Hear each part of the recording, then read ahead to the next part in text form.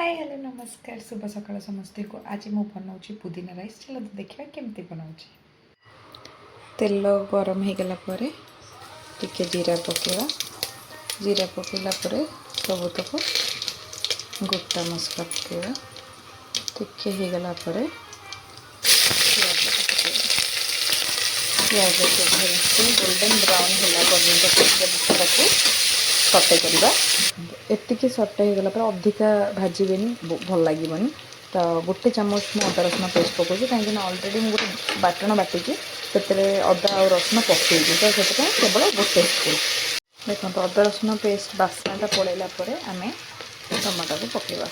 पकेला स्वाद अनुसार लुण पकेवा कहीं टमाटो भी जारी सागर आम पड़ो हलदी लंका गुंड जदि आपण मैंने चिकेन मसला कि मटन मसला पकाइबा चाहिए ताहले पकाइबे मुझे पकाएनि।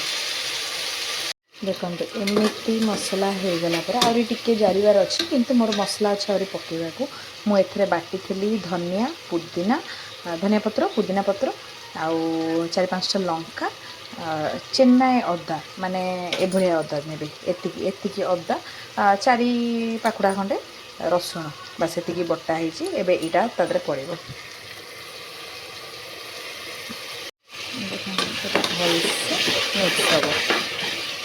भलसे कसेबे जमती टिके तेल बाहर को लगे आम पकईदे मटर। देखो मसला भलसे कषि आसला तार रंग भी चेंज हो गला। मुझे धोईकी रखी चाउल एका सागर मापिकी जी डब्बा चाउल देवे से तार 2 डबल पानी देवे। पानी दिगला एबे टिके मु घी देवी आदि जदि आप चाहिए नेबू टिके चिपुड़ी पारे बट मु खाली घी देवी। देखो मु घी पकईदेली एबे विशिल पकईदबा 2टा सीटी ना गोटे सीटी आपण चाउल जमती जो हिसाब से होचे से अनुसार सीटी मारे। देखते केते सुंदर